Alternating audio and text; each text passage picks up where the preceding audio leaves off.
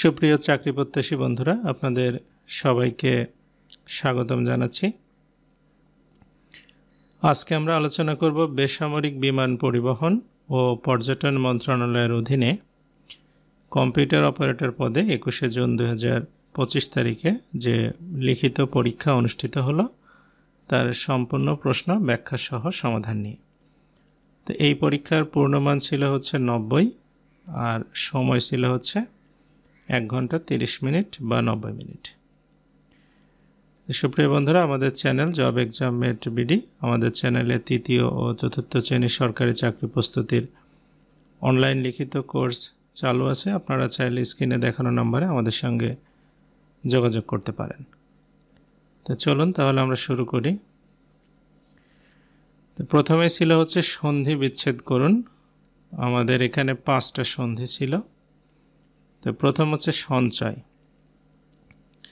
এটা সন্ধি বিচ্ছেদ হবে সমযোগ চয়, গায়ক হবে হচ্ছে গই যোগ অক, প্রচ্ছদ এর সন্ধি হবে প্রযোগ ছদ, আকৃষ্ট এটা হবে আকৃষ হসন্ত যোগ ত, আর দুলক এটার সন্ধি বিচ্ছেদ হবে হচ্ছে দ্বীপ যোগ লোক। এরপরে ছিল এক কথায় প্রকাশ করুন, মোট 5টা। তো প্রথমে ছিল ভবিষ্যৎ দৃষ্টি আছে যার, এটা হচ্ছে দূরদর্শী। অনেক বই অবশ্য ভবিষ্যৎ দ্রষ্টাও আছে। যা পূর্বে দেখা যায়নি এমন, এটা হবে অদৃষ্টপূর্ব।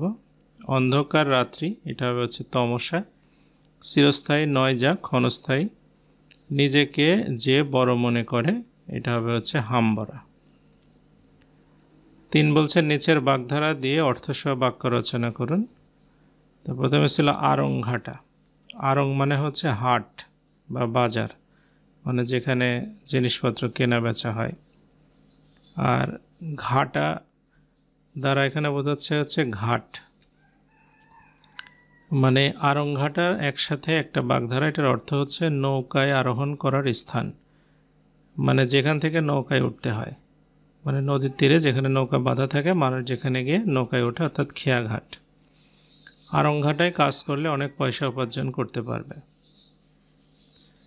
কাঁচা কথা, এটা কথা হচ্ছে পরিবর্তনশীল কথা বা অনির্ভরযোগ্য কথা, মানে যে কথায় কোনো বিশ্বাস নেই। শৈলের কথায় কাজে হাত দিও না, তার বেশিরভাগ কথাই কাঁচা কথা। পত্রপাঠ, এটার অর্থ হচ্ছে তৎক্ষণাৎ পত্রপাঠ বাড়ি চলে আসবে, তোমার মা অসুস্থ। বুদ্ধির ঢেঁকি, এটা অর্থ হচ্ছে নিরেট বোকা, সমস্ত বুদ্ধির ঢেঁকি, সব কাজেই তার সমস্যা হয়। আর ইতর বিশেষ, এটার অর্থ হচ্ছে পার্থক্য।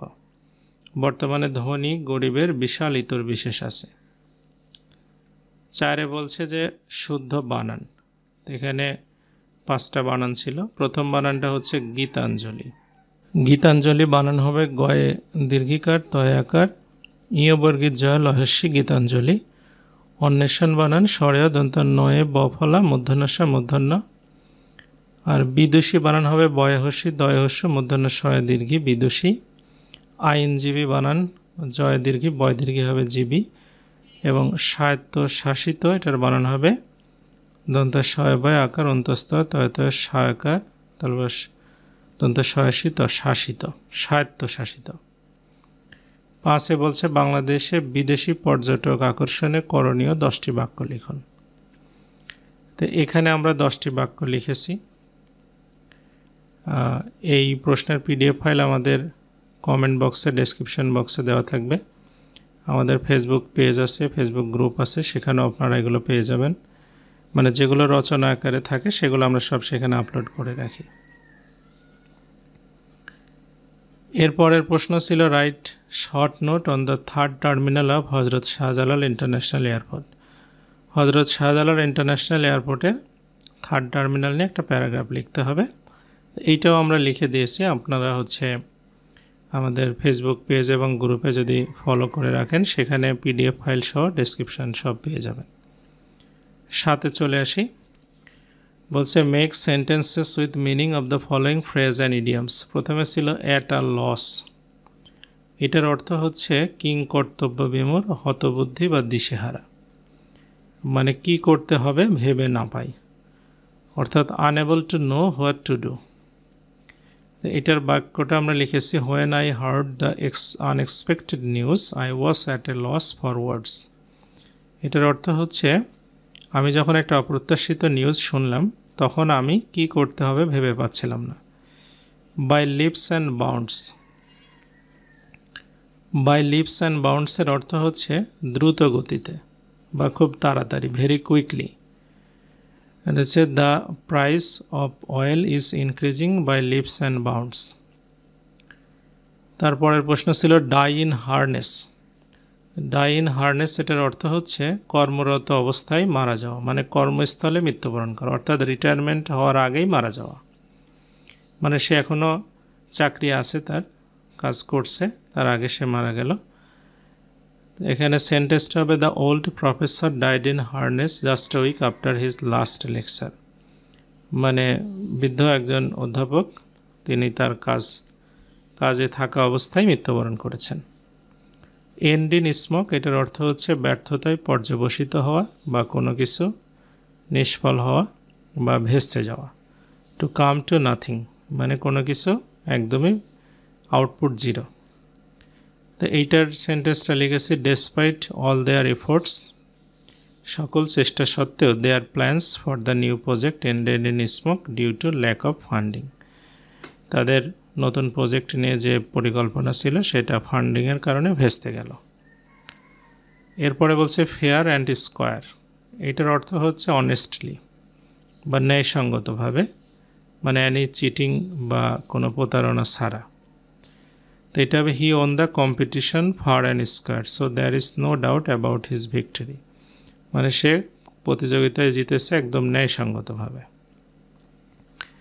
এরপরে অ্যাপ্রোপ্রিয়েট প্রিপোজিশন ছিল, প্রথমে বলছে you have offended good manners, এটা হবে against good manners. He passed last night মানে পাস্ট অ্যাওয়ে অর্থাৎ মারা গিয়েছেন। Render the passage into Bangla হবে। তারপরে she is sanguine of her success মানে সে তার সফলতার ব্যাপারে আশাবাদী। তারপরে he sticks to his decision অর্থাৎ সে তার নীতিতে বা সিদ্ধান্তে অটল। 9 বলছে translate the following sentence from Bangla to English. প্রথমে ছিল এই গ্রামে কোনো পোস্ট অফিস নেই, তো এটা হবে there is no post office in this village. সৎ লোক সর্বত্রই সম্মানিত হন, এটা হচ্ছে an honest man is respected everywhere. ট্রেনটি খুলনার উদ্দেশ্যে রওনা হলো। The train departed for Khulna. আমি বরং মরব তবু ভিক্ষা করব না, এটা হচ্ছে I would rather die than beg. এবং সে আমার সমালোচনা করার সাহস করেছিল। He dared to criticise me. এই ছিল হচ্ছে ট্রান্সলেশন। 10 নম্বরে চলে যায়, একটা অঙ্ক ছিল, বলছে একটি প্রকৃত ভগ্নাংশের লব ও হরের অন্তর হচ্ছে 1। লব থেকে 2 বিয়োগ এবং হরের সাথে 2 যোগ করলে ভগ্নাংশ পাওয়া যাবে, তা 2/7 সমান। তাহলে ভগ্নাংশটি নির্ণয় করুন। যেহেতু এটা প্রকৃত ভগ্নাংশ সেহেতু লব হবে ছোট, হর হবে হচ্ছে বড়। তার মানে আমরা যদি মনে করি ভগ্নাংশের লব হচ্ছে x, তাহলে হর হবে x+1, কারণ 2টা বিয়োগ করলে 1 হবে। তো এখন প্রশ্ন মতো আমরা যদি লিখি লব থেকে আমরা হচ্ছে 2 বিয়োগ করব মানে x-2, আর হর থেকে 2 যোগ করব অর্থাৎ x+1 এর সাথে 2 যোগ করব, তাহলে 2/7 হবে। তো এটা যদি আমরা আর গুণ করি তাহলে 7x - 14 আর এদিকে 2x + 6 হবে, তাহলে 5x = হচ্ছে 20 হবে, x এর মানটা হচ্ছে 4। তার মানে ভগ্নাংশের লব হচ্ছে আপনার 4 আর হর হচ্ছে 4 + 1 5। তাহলে আমাদের ভগ্নাংশটা হবে উপরে 4 নিচে হচ্ছে 5 মানে 4/5। 11 নম্বরে চলে যাই, বলছে যদি কোনো বর্গক্ষেত্রের প্রত্যেক বাহুর পরিমাণ 10% বৃদ্ধি পায় তবে তার ক্ষেত্রফল শতকরা কত বৃদ্ধি পাবে। আচ্ছা, তা আমরা বর্গক্ষেত্রের প্রথমে হচ্ছে এক বাহু ধরে নিলাম হচ্ছে দৈর্ঘ্য মানে 10 একক, তাহলে ক্ষেত্রফল হবে এক বাহুর পর স্কয়ার অর্থাৎ 100 বর্গ একক। এখন যদি ক্ষেত্রফল আপনার 10% বৃদ্ধি পায় তাহলে 10 এককের আপনার 10% করলে 1 বাড়বে অর্থাৎ এটা হবে হচ্ছে আপনার 11 একক। এই 11-র ওপরে এবার ক্ষেত্রফল হবে 11 স্কয়ার অর্থাৎ 121 বর্গ একক। তাহলে আমাদের আগে ছিল হচ্ছে 100, এখন হলো 121, তাহলে বৃদ্ধি পেল কত? 121 থেকে 100 বাদ দিলেই হবে, অর্থাৎ 21 বর্গ একক বাড়বে। তাহলে আমরা বুঝতেই পারতেছি যে আমাদের 100 বর্গ এককে ক্ষেত্রফল বৃদ্ধি পাচ্ছে হচ্ছে 21 বর্গ একক, মানে 21% বাড়বে আর কি। তাহলে উত্তর হবে হচ্ছে 21% বৃদ্ধি। আচ্ছা, 12 নম্বর বলছে পিতা পুত্রের বর্তমান বয়সের অনুপাত হচ্ছে 7:2 এবং 5 বছর পরে তাদের বয়সের অনুপাত হবে 8:3। তাহলে তাদের বর্তমান বয়স কত? তাহলে আমরা পিতার বর্তমান বয়সটা ধরে নিব হচ্ছে আপনার 7x, আর পুত্রের বর্তমান বয়স ধরে নেব হচ্ছে আপনার 2x বছর। তাহলে এই প্রত্যেকেরই 5 বছর করে বৃদ্ধি পাবে, অর্থাৎ প্রশ্নের মতে আমরা লিখব 7x + 5 আর 2x + 5, এই দুইটা অনুপাত করলে 8:3 হবে। তাহলে আর গুণ করলে হবে হচ্ছে 3 × 7 = 21x + 15 আর 8 × 2 = 16x + 40, তার মানে 21 থেকে 16 বাদ দিলে 5x আর 40 থেকে 15 বাদ দিলে 25, x এর মান হচ্ছে 5। তাহলে পিতার বর্তমান বয়স হচ্ছে আপনার 7x অর্থাৎ 5 × 7 = 35 বছর, আর পুত্রেরটা হবে হচ্ছে 2x অর্থাৎ 5 × 2 = 10 বছর। এই আর কি উত্তর এই প্রশ্নের। এরপরে পরের প্রশ্নে চলে যাই। 13 নম্বরে একটা উৎপাদক ছিল। উৎপাদক বলছে যে x³ + 6x² + 11xy² + 6y³ তো এইটাকে আমরা আগে প্রথমে লিখে নিব, মানে x³ + 6x² + 11xy² + 6y³। তো এইটা আমরা হচ্ছে a³ + b³ এর সূত্রে নিয়ে আসার চেষ্টা করব এইভাবে, যে x³ প্রথমে + 3 × x × 2y মানে 6x² হয়ে যাচ্ছে, তারপরে 3 × x × মানে 3ab² অর্থাৎ 2y² প্লাস এখানে 6yটা না রেখে আমরা 2y কিউব দিয়ে দেবো, তাহলে আমাদের a³ + 3a² b + 3ab² + b³ এর সূত্র হয়ে যাবে। যেহেতু আমাদের হচ্ছে 3x × 2y² মিলে 12xy² হয়ে যাবে, সেখানে একটা xy² বাদ দেব, আর আপনার 2y³ দিলে হচ্ছে 8y³ হচ্ছে, সেজন্য আমরা দুইটা বাদ দিয়ে দিলে 6y³ মিলে যাবে। তাহলে এটার সূত্র হবে x + 2y3, আর এখান থেকে y² কমন নিলে x + 2y। তাহলে এবার আমরা x + 2y যদি সামনে কমন নিই, তাহলে আমাদের x + 2y² - y² থাকে। এইটা আবার a² b² এর সূত্র লিখে দেব, অর্থাৎ x + 2y + y x + 2y - y। তাহলে আমাদের x + 2y, x + 3y আর x + y হচ্ছে আমাদের এটার উৎপাদক। এটাকে যদি আমরা সাজিয়ে লিখি তাহলে আমাদের উত্তর হয়ে যাবে। এরপরে আমরা পূর্ণরূপ ছিল 14 নম্বরে, সেখানে চলে যাব। বলছে HTML এর পূর্ণরূপ হচ্ছে হাইপার টেক্সট মার্কআপ ল্যাঙ্গুয়েজ। তারপরে ছিল হচ্ছে wifi wireless fidelity, USB universal serial bus, VoIP এটা হচ্ছে voice over internet protocol, URL uniform resource locator, EEPROM এটার অর্থ হচ্ছে electrically erasable programmable read only memory. আচ্ছা, 15তে প্রথম প্রশ্ন ছিল হচ্ছে বুট ফোর্স অ্যাটাক কি? তো বুট ফোর্স অ্যাটাকটা হচ্ছে এক ধরনের সাইবার অ্যাটাক। মূলত এটা হ্যাকাররা করে থাকে আপনার পাসওয়ার্ডকে মানে বের করার জন্য। তারা হচ্ছে সিম্বল, লেটার এবং হচ্ছে আপনার নাম্বার সহ চেষ্টা করে থাকে, কম্বিনেশন সহ, সেটাকে একসাথে বলা হয় বুট ফোর্স অ্যাটাক। আর COBOL এটা অর্থ কি? এটার অর্থ হচ্ছে কমন বিজনেস ওরিয়েন্টেড ল্যাঙ্গুয়েজ। এটা হাই লেভেল প্রোগ্রামিং ল্যাঙ্গুয়েজ, যেটা ডেটা প্রসেসিং, ফাইন্যান্সিয়াল ট্রানজ্যাকশনের ক্ষেত্রে এটা ব্যবহার করা হয়।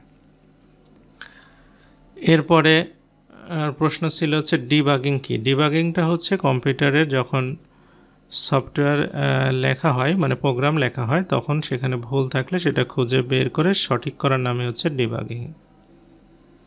নট গেট বলতে কি বোঝায়? নট গেট হচ্ছে এক ধরনের লজিক গেট, যেখানে ইনপুট আপনার হচ্ছে যদি 1 হয় তাহলে আউটপুট হবে 0, আর আউটপুট যদি 1 হয় তাহলে ইনপুট হবে হচ্ছে 0। আচ্ছা, এরপরে বলছে কুকি কি? তো কুকিটা হচ্ছে আপনি যখন ওয়েবসাইটে ঢোকেন তখন আপনার যে ব্যক্তিগত তথ্যগুলো আছে, কিছু আপনার ইন্টারেস্টেড বিষয় যেগুলো আপনাকে পরবর্তীতে ওই ওয়েবসাইটে ঢুকতে যাতে আর তথ্যগুলো না দিতে হয়, এই জন্য কিছু ব্রাউজিং আপনি যদি করার সময় কুকিগুলো অ্যাকসেপ্ট করেন তখন সেগুলো জমা হয়ে থাকে, এইটার নামই হচ্ছে কুকি। এরপরে বলছে চ্যাট জিপিটি কি? চ্যাট জিপিটি হচ্ছে চ্যাট জেনারেটেড প্রিটেন ট্রান্সফর্মার। এটা হচ্ছে আপনার ওপেন এআই এর একটা আর্টিফিশিয়াল ইন্টেলিজেন্স ভিত্তিক মানে এক ধরনের আমরা বলতে পারি মডেল, যেখান থেকে আমরা সকল তথ্য পেতে পারি। এটার হচ্ছে প্রতিষ্ঠাতা স্যাম অল্টম্যান। র্যাম রমের তফাৎ কি? অনেক তফাৎ আছে, তার মধ্যে মৌলিক যেগুলো আছে তার মধ্যে হচ্ছে random access memory, read only memory, এই দুইটার পূর্ণরূপ। র্যামে হচ্ছে আপনার ভোলাটাইল মেমোরি, অর্থাৎ বিদ্যুৎ যতক্ষণ থাকবে ততক্ষণ ইনফরমেশনগুলো থাকবে। আর রমটা হচ্ছে আপনার নন ভোলাটাইল মেমোরি, যেখানে আপনার হচ্ছে ডেটা ফিক্সডভাবে থাকবে। এগুলো হচ্ছে আপনার কোম্পানি থেকে ফিক্সড করে দেবে, যেমন যারা ওই প্রোডাক্টটা তৈরি করবে সেখানে রমে ইনফরমেশনগুলো ওরা ফিক্সড করে দেবে। তো এইগুলো নিয়ে আরও তথ্য লেখা আছে, আপনার র্যামের গতি উদাহরণ দেওয়া আছে, এগুলো আমাদের ওই পিডিএফ ফাইলে পেয়ে যাবেন, সেখান থেকে দেখে নিতে পারবেন। এরপরে এক কথায় প্রথমে বলছে প্রথম যান্ত্রিক ক্যালকুলেটর তৈরি করেন কে? প্যাসকেল। ডাব্লিউডাব্লিউডাব্লিউর উদ্ভাবককে টিম বার্নার্স-লি। বাংলাদেশের সাবমেরিন কেবলের ল্যান্ডিং স্টেশন কোথায়? কক্সবাজার এবং পটুয়াখালী। বিশ্বব্যাপী বিপর্যয় সৃষ্টিকারী সিআইএস ভাইরাস কত তারিখে কম্পিউটার আক্রমণ করে? এটা 26শে এপ্রিল 1999 সালে। বাংলাদেশের প্রথম সার্চ ইঞ্জিনের নাম কি? পিপিলিকা। রোবোটিক্সের জনককে? জর্জ ডেবল। স্প্রেডশিট প্রোগ্রামে অসংখ্য ঘর বিশিষ্ট যে ছক থাকে তাকে কি বলে? ওয়ার্কশিট। কোন ধরনের প্রিন্টারে সবচেয়ে দ্রুত গতিতে উন্নত মানের প্রিন্ট প্রদান করতে সক্ষম? এটা হচ্ছে লেজার প্রিন্টার। আর অপটিক্যাল ফাইবারে আলোর কোন ঘটনাটি ঘটে? আলোর পূর্ণ অভ্যন্তরীণ প্রতিফলন। এবং কম্পিউটারের কাজের গতি কী দ্বারা প্রকাশ করা হয়? এটা হচ্ছে ন্যানো সেকেন্ড। তো এই ছিল আমাদের আজকের প্রশ্ন সমাধান। যদি ভালো লাগলে আমাদের ফেসবুক পেজ, ফেসবুক গ্রুপ আছে, সেখানে আপনারা আমাদের সঙ্গে থাকতে পারেন। তো এতক্ষণ ধৈর্য ধরে সাথে থাকার জন্য আপনাদের সবাইকে অসংখ্য ধন্যবাদ।